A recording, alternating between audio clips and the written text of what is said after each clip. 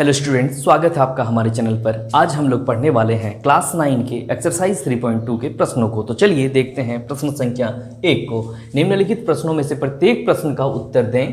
कार्तीय तल में किसी बिंदु की स्थिति निर्धारित करने वाली क्षैतिज एवं ऊर्ध्वाधर रेखा के नाम। तो चलिए एक कार्तीय तल यहाँ पे बना लेते हैं तो समझने में आसानी होगी। तो चूंकि ये जो ऊर्ध्वाधर लाइन हमने बनाया है इसका नाम वाई डेस्ट यानी कि वाई एक्सिस कहते हैं या वाई अक्ष कहते हैं, और इसको हम लोग एक्स डैश से दिखाते हैं और जिसका नाम एक्स अक्ष कहते हैं। तो ये एक्स अक्ष हो गया और ये वाई अक्ष हो गया। ठीक है, तो इस तरह से यही चीज पूछा गया था, किसी बिंदु की स्थिति निर्धारित करने वाली क्षैतिज और ऊर्ध्वाधर रेखा का नाम। तो क्षैतिज रेखा है, ये क्षैतिज रेखा कहलाता है, इसको एक्स एक्सिस कहते हैं। यहाँ पे लिख लेंगे प्रश्न संख्या 1, क्षैतिज रेखा को हम लोग कहेंगे एक्स एक्सिस या एक्स अक्ष। और दूसरा है ऊर्ध्वाधर रेखा को हम लोग क्या कहेंगे ऊर्ध्वाधर रेखा, इसको हम लोग कहेंगे वाई अक्ष या वाई एक्सिस। अब हम लोग देख लेंगे इसके बाद वाला प्रश्न, इन दो रेखाओं से बने तल के प्रत्येक भाग के नाम बताइए। तो इन दो रेखाओं जब एक दूसरे से काटती है तो ये प्लेन को 4 भागों में डिवाइड कर देती है, पहला, दूसरा, तीसरा, चौथा। और सभी का नाम क्या है? चतुर्थांश। ये हो गया प्रथम चतुर्थांश, ये द्वितीय चतुर्थांश, तृतीय चतुर्थांश और ये चतुर्थ चतुर्थांश। तो यहाँ पे लिख देंगे चतुर्थांश। इसका आंसर क्या हो जाएगा? चतुर्थांश। तो यहाँ पे लिखेंगे हम लोग चतुर्थांश। इसके बाद हम लोग देख लेंगे तीसरा प्रश्न क्या है? उस बिंदु का नाम बताइए जहां ये दो रेखाएं प्रतिच्छेद करती है। तो देखिए ये रेखा कहां पे प्रतिच्छेद करती है? यहां पे आके, जिसका नाम हम लोग क्या देते हैं? मूल बिंदु या ओरिजिन। तो इसका नाम हो जाएगा मूल बिंदु।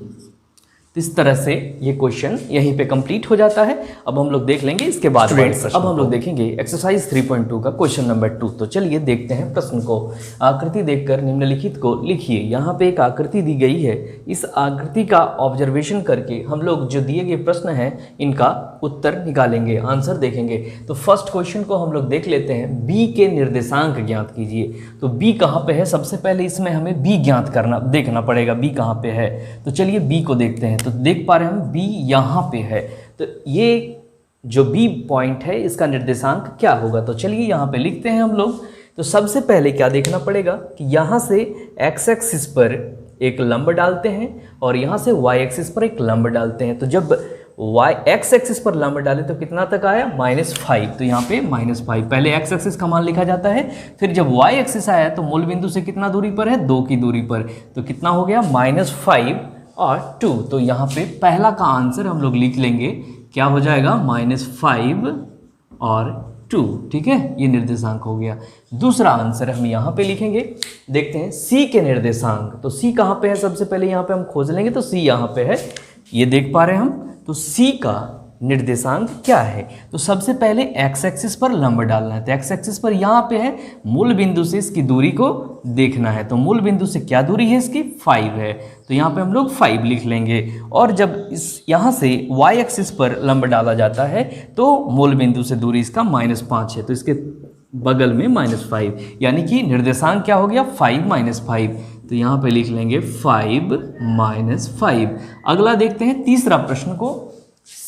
निर्देशांक -3 - 5 द्वारा पहचाना गया बिंदु। तो कौन सा बिंदु है? ए बी सी डी में से कौन सा बिंदु है? ये आंसर बताना है। कहाँ पे? तो -3 और -5 को रिप्रेजेंट करने वाला बिंदु। तो -3 - 5 यानी कि एक्स एक्सिस में भी नेगेटिव, वाई एक्सिस में भी नेगेटिव। तो ये कहाँ पे मिलेगा? चतुर्थ चतुर्थांश में। कितना? -3 - 5। तो सबसे पहले यहाँ पे नहीं मिलेगा, यहाँ पे मिलेगा ना। तो एक्स एक्सिस में भी माइनस और वाई एक्सिस में भी माइनस, तो तृतीय चतुर्थांश। तो देखते हैं यहाँ पे कितना है? -3। तो -3 एक्स एक्सिस में यहाँ पे है, उसके बाद -5 वाई एक्सिस में -5 यहाँ। ये दोनों को मिलाते हैं, कहाँ पे आके मिलेगा?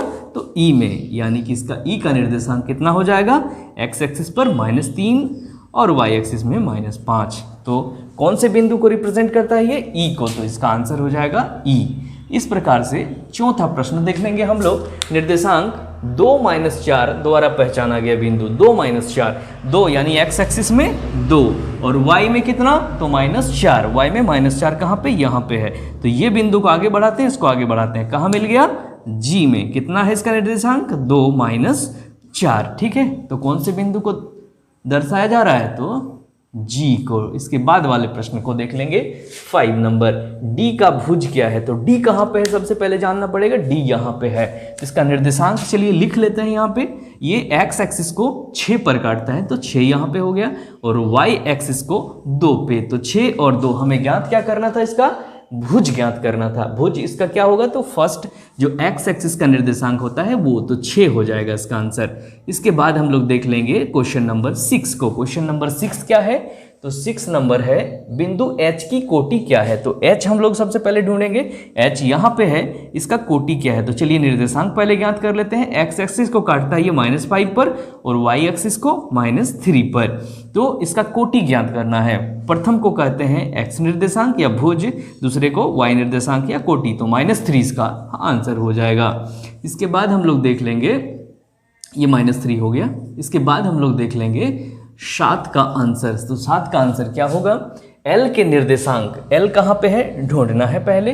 तो L यहाँ पे हम लोग देख पा रहे हैं, तो ये x एक्सिस से कितनी दूरी पर है, 5 की, और y का मान कितना है, तो x में आगे ये बढ़ा ही नहीं, तो x का 0 हो जाएगा। x निर्देशांक का मान y एक्सिस में हमेशा 0 होता है, ठीक है, तो 0 और 5, ठीक है। इसी तरह से 8वां जो होगा वो क्या है, m के निर्देशांक। तो m देख लेंगे हम, यहाँ पे है, तो ये जो है -3 को रिप्रेजेंट करता है x का, और y का 0, क्योंकि y एक्सिस में तो आ ही नहीं रहा ये ना, तो ये कितना हो जाएगा, -3 0। अब हम लोग देख रहे हैं ये 0 वाला जो प्रश्न है, इसको थोड़ा सा समझ लेंगे। जब कोई बिंदु y एक्सिस में रहे, जब कोई बिंदु y एक्सिस में रहे, तो उसका x कोऑर्डिनेट यानी कि भुज जो है 0 हो जाएगा, और जब कोई बिंदु x एक्सिस में रहे तो उसका कोटि 0 हो जाएगा। इस तरह से ये क्वेश्चन यहीं पे कंप्लीट हो गया। अब हम लोग अगले एक्सरसाइज में मिलते हैं। तो वीडियो अच्छा लगे लाइक कर दीजिए, अपने दोस्तों को भी शेयर कीजिए, और चैनल अगर सब्सक्राइब नहीं किए हैं तो कर लीजिए। कोई भी सजेशन हो तो कमेंट बॉक्स में जरूर लिखें। Thank you.